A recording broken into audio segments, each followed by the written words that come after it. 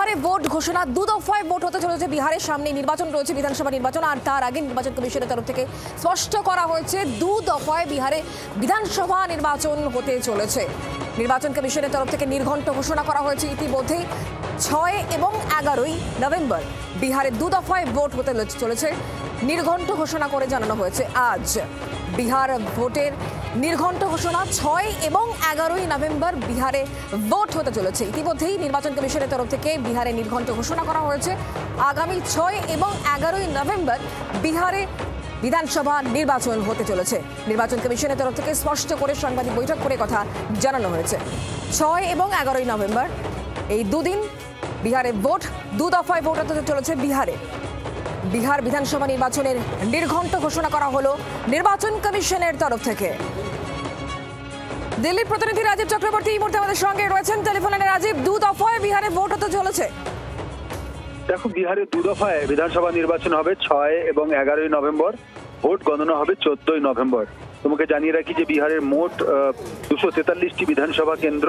এই 243টি বিধানসভা কেন্দ্রে ভোটদাতার সংখ্যা 7,42,00,000 এবং সেখানে যে 38টি জেলা রয়েছে, বিহারে মোট 38টি জেলা, সেই জেলাগুলিকে দুভাগে ভাগ করা হয়েছে এবং সেই দুভাগে ভাগ করার পর জেলা ভিত্তিক পর্যায়ে দু দফায় ভোট হবে এবং ভোট গ্রহণ হবে 6 এবং 11ই নভেম্বর এবং ভোট গণনা হবে 14ই নভেম্বর। অর্থাৎ বিহারে ক্ষমতায় কে তা জানা যাবে কিন্তু 14ই নভেম্বর, অর্থাৎ নভেম্বর মাসের 14 তারিখে বিহারের নতুন সরকারের ঘোষণা কিন্তু হয়ে যাবে, কারা সরকার করতে চলেছেন। তোমাকে জানিয়ে রেখেছি এবারে বিধানসভা নির্বাচনে, সামনের বিধানসভা নির্বাচনের ঠিক আগেই বিহারে ভোটার তালিকা সংশোধন নিয়ে যে বিস্তর অভিযোগ হয়েছে, বিস্তর রাজনীতি হয়েছে, তার অবসান এখনো পর্যন্ত কিন্তু হয়নি।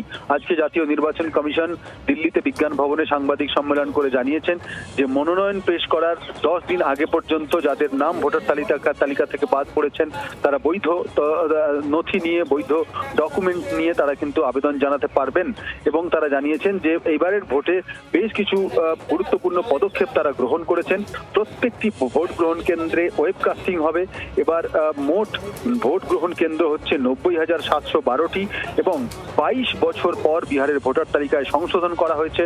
বহু অবৈধ ভোটার, তাদের ভুয়ো ভোটার, তাদের নাম বাদ গিয়েছে এবং ভোটার এবারের ভোটকে zero tolerance to any violence, অর্থাৎ যে কোনো রকম দ্বন্দ্বে, যে কোনো রকম ঘটনায়, যে কোনো রকম অপ্রীতিকর ঘটনার ক্ষেত্রে জিরো টলারেন্স নেওয়া হয়েছে। এই বিষয়টিকে সামনে রেখেই বিহারের বিধানসভা নির্বাচনে তারা এগোতে চাইছেন এবং এবারের বিহারের বিধানসভা নির্বাচন সাধারণ মানুষ, যারা সাধারণ ভোটার, তাদের ভোটাধিকার যাতে ঠিকভাবে প্রয়োগ করতে পারে, নির্বাচন কমিশন সদা স্বতন্ত্র হয়ে সেই বিষয়টিকে কিন্তু সুনিশ্চিত করতে চাইছেন। ধন্যবাদ রাজীব।